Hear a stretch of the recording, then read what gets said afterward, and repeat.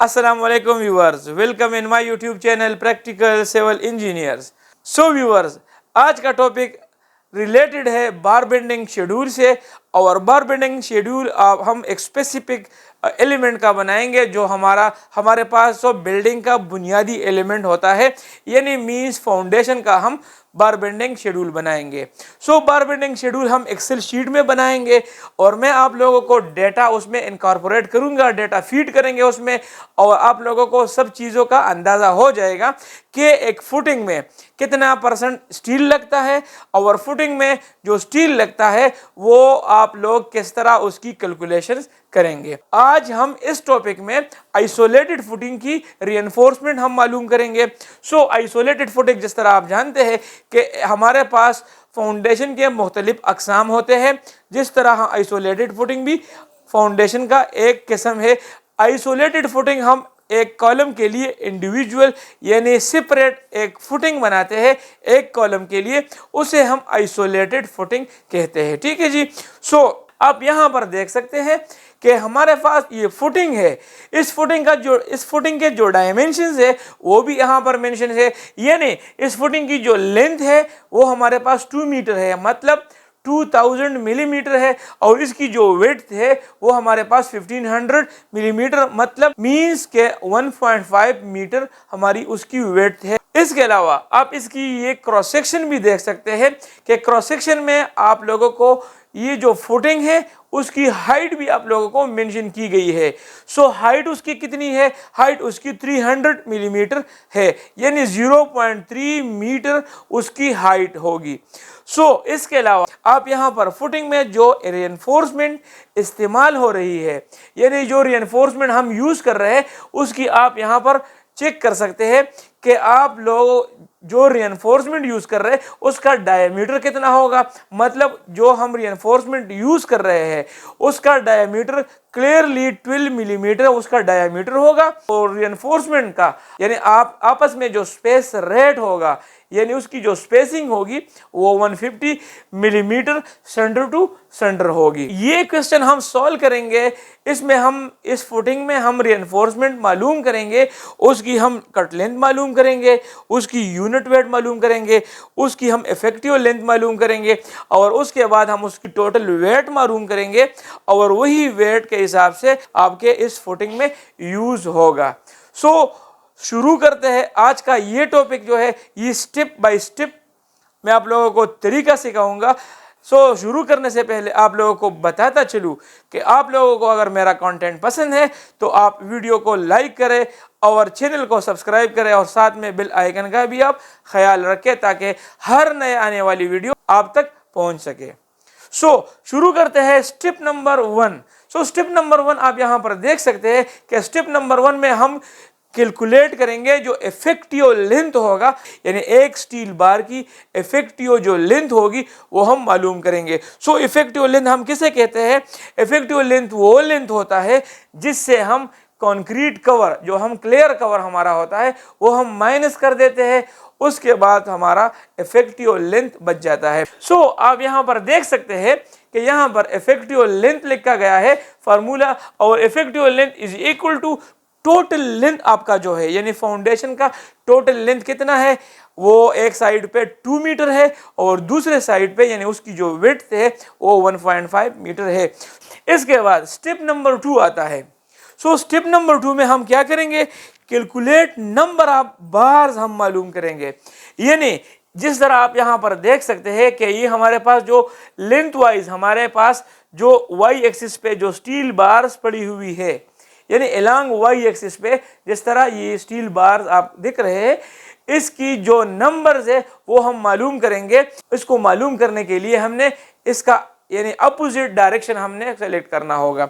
So calculation number of bars का जो formula है क्या है? Number of bars is equal to effective length आपका जो है, और उसको आप डिवाइड बाय यानी जो स्पेसिंग आपका है, यानी स्पेस जो रेट होगा, स्पेस रेट जो होगा उस पे आप डिवाइड करके आप उसके साथ 1 को ऐड करेंगे तो आपके पास टोटल नंबर ऑफ बार आ जाएंगे। सो यहाँ पर आप देख सकते हैं कि जिस तरह आपको ड्राइंग में शो किया गया है कि आपकी जो फुटिंग में रिइंफोर्समेंट यूज हो रही है उसका आपस में सेंटर टू सेंटर कितना है। तो यहां पर आप देख सकते हैं कि 150 मिलीमीटर सेंटर टू सेंटर आपके स्टील बार का जो स्पेस रेट होगा वो 150 मिलीमीटर होगा। सो यहां पर आप देख सकते हैं कि इसकी जो एक्स एक्सिस है इसमें हम नंबर ऑफ बार मालूम करना चाहते हैं तो हम वर्टिकल बार मालूम करेंगे। तो वर्टिकल बार मालूम करने के लिए आप लोगों ने एक्स एक्सिस को कंसीडर करना है। सो अगर हम अलोंग एक्स एक्सिस मालूम करेंगे तो यहां पर अलोंग एक्स एक्सिस अगर हम ये मालूम करना चाहते हैं तो हमारा जो वर्टिकल डायरेक्शन है यानी वाई एक्सिस वाई डायरेक्शन है यानी जो विड्थ होगा, सो विड्थ को हम डिवाइड करेंगे स्पेसिंग पे। सो विड्थ हमारे पास कितना है, सो वाई एक्सिस जो विड्थ हमारा इफेक्टिव लेंथ आया हुआ है वो 1400 है और उसको हम वो स्पेसिंग पे डिवाइड करेंगे जो हमारे पास 150 मिलीमीटर सेंटर टू सेंटर है और उसके साथ हम एक बार को एडिशनल हम ऐड करते हैं। तो हमारे पास नंबर ऑफ बार जो अलोंग एक्स एक्सिस जो हमारे पास जो एक्स एक्सिस डायरेक्शन है वो हमारे पास कितने आ जाएंगे, 10 नंबर ऑफ बार्स हमारे पास आ जाएंगे। यानी ये अलोंग एक्स एक्सिस जो हमारे पास यानी ये एक्स एक्सिस और इस तरह के हमारे पास 10 नंबर ऑफ बार्स हमारे पास आ जाएंगे। हमने तो एक्स एक्सिस पे बार नंबर ऑफ बार्स मालूम कर लिए, अभी बारी आती है वाई एक्सिस पे हम बार मालूम करेंगे। यानी जो इस तरह वर्टिकल लगे हुए हैं तो वर्टिकल जो लगे हुए हैं इसके लिए हमने जो लेंथ होगी यानी एक्स एक्सिस होगी उसकी इफेक्टिव लेंथ हमने कंसिडर करनी होगी, वो नंबर ऑफ बार्स हमारे पास वर्टिकल आ जाएंगे। जिस तरह उसकी जो इफेक्टिव लेंथ है वो हमारे पास कितनी है, वो 1900 है और उसको हम स्पेसिंग पे डिवाइड कर लेंगे और साथ में हम 1 बार ऐड कर देंगे।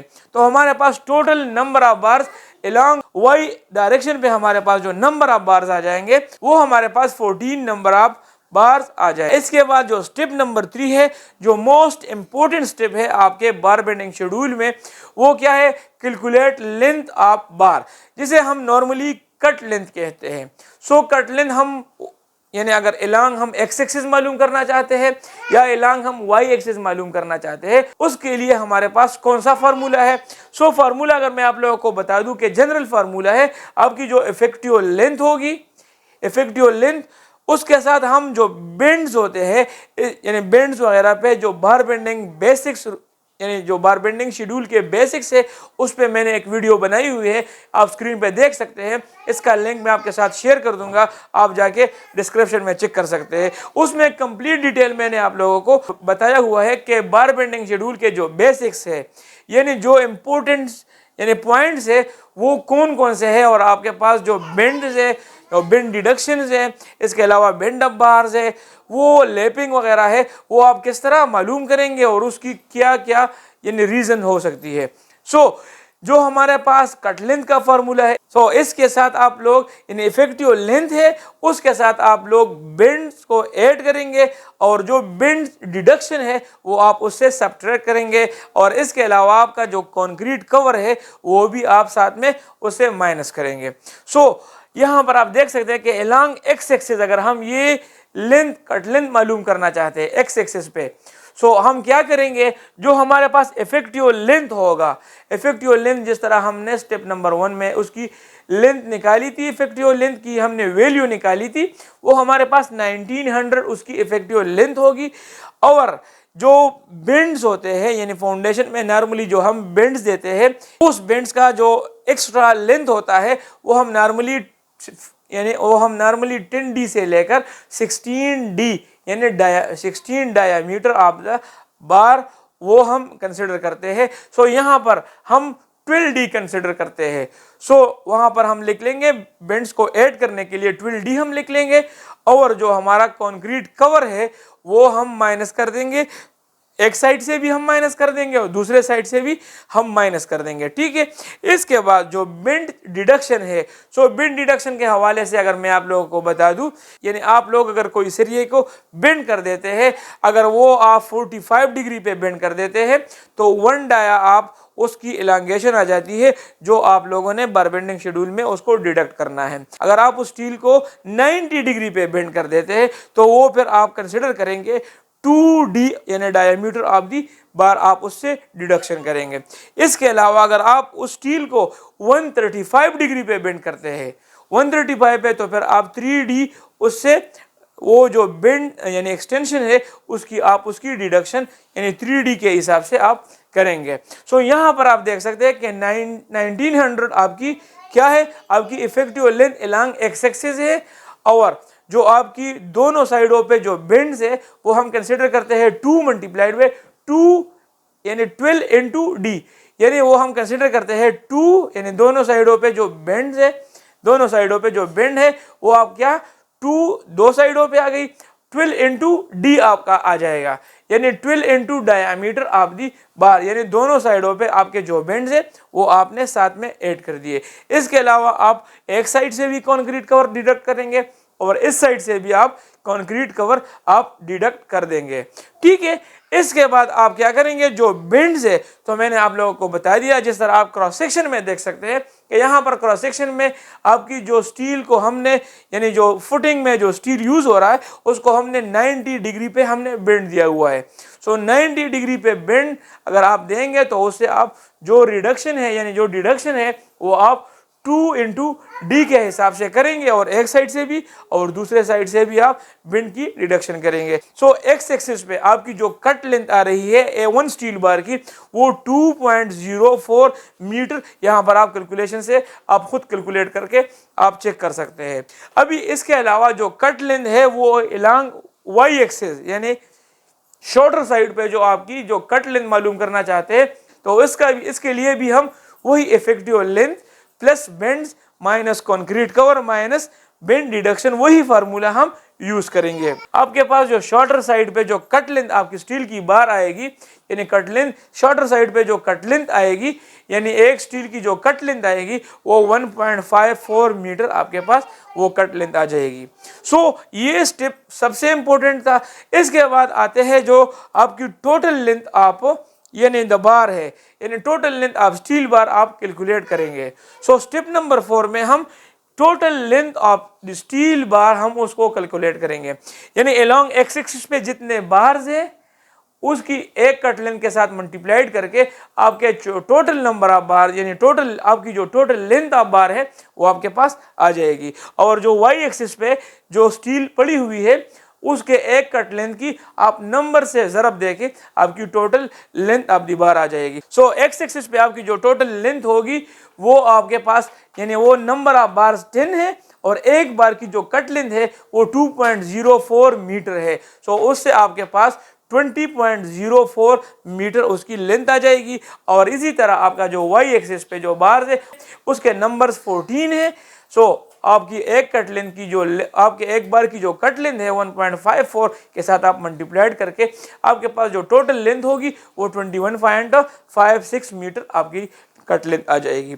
सो एक्स एक्सिस पे भी आपकी टोटल कट लेंथ आ गई और वाई एक्सिस पे भी आपकी टोटल कट लेंथ आ गई। इसके बाद जो 5th नंबर स्टेप है वो यूनिट वेट को आपने मालूम करना है। सो यानी जो बार आपका यूज हो रहा है उसके लिए जो फार्मूला है यानी यूनिट वेट मालूम करने के लिए आपका जो फार्मूला है यानी उसका जो यूनिट होगा वो केजी पर मीटर होगा। सो वो फार्मूला क्या है यहाँ पर आप देख सकते हैं कि डी स्क्वायर डिवाइड बाय 162.162 आपकी क्या होगी, ये फार्मूला है। जो आपकी स्टील बार है उसकी जो डाया है वो 12 मिलीमीटर है, और यहाँ पर आप डी में यानी डायमीटर में आप 12 पुट करके उसका स्क्वायर ले और उसको डिवाइड बाय 162 कर दे तो आपके पास 0.89 केजी पर मीटर यानी उसकी यूनिट वेट आ जाएगी 12 mm स्टील की। सो 12 mm स्टील आपके दोनों साइडों पे इस्तेमाल हो यानी शॉर्टर साइड पे भी आपका 12 mm वाला स्टील यूज हो रहा है और लॉन्गर साइड पे भी आपका 12 मिलीमीटर डाया वाला स्टील आपका यूज हो रहा है। इसके बाद हम टोटल जो हमारी वेट है वो हम मालूम करेंगे। सो टोटल वेट हम किस तरह मालूम करेंगे, टोटल वेट यानी जो हमारे पास लेंथ ऑफ बार्स है उसके साथ हम क्या करेंगे, जो यूनिट वेट ऑफ दी बार है उसके साथ हम मल्टीप्लाइड कर देंगे। यहाँ पर आप देख सकते हैं कि 12 mm बार का जो यूनिट वेट है वो 0.89 kg पर मीटर है, और आपका जो अलोंग एक्स एक्सिस पे आपकी जो लेंथ ऑफ दी बार्स आई है यानी एक्स एक्सिस पे आपकी जो length total length of the bar आई हुई है वो कितनी है, यानी टोटल इस साइड पे जो आई हुई है वो 20.04 मीटर है। सो आपने यूनिट वेट को 20.04 के साथ मल्टीप्लाइड करना है तो आपके पास टोटल वेट आ जाएगा। यानी आपके पास टोटल वेट जो स्टील की एलॉन्ग एक्स एक्सिस यूज हो रही है उसका टोटल वेट आपके पास 18.156 kg आ जाएगा। और जो एलॉन्ग वाई एक्सिस यूज हो रही है वाई एक्सिस यूज हो रही है तो उसको भी आपने यूनिट वेट के साथ टोटल लेंथ का आपने मल्टीप्लाइड करना है। सो टोटल लेंथ किस तरह आएगा आपको? सो टोटल लेंथ वहां पर 21.56 है और आपने यूनिट वेट जो यानी 0.89 के साथ आपने उसको मल्टीप्लाइड करके आपके पास टोटल वेट आ जाएगा। So total weight x axis और वाई एक्सिस दोनों को हम जब ऐड करेंगे तो हमारे पास जो total weight of the steel reinforcement होगी जो इस फुटिंग में आइसोलेटेड फुटिंग में यूज होगी वो 37.344 kg होगी। अभी टोटल हमारे पास 37.344 kg उसकी टोटल वेट आ गई। सो इसके साथ हम 5% वेस्टेजेस का भी हम ऐड कर देंगे। सो उससे हमारे पास 39.21 kg हमारे पास टोटल स्टील आ जाएगा। सो आज की वीडियो इंतहाई इंपॉर्टेंट रही और उम्मीद करता हूँ आप लोगों को काफ़ी कुछ सीखने को मिला होगा। मिलते हैं अपने नेक्स्ट वीडियो में, तब तक के लिए इजाज़त दीजिए। अल्लाह हाफिज़।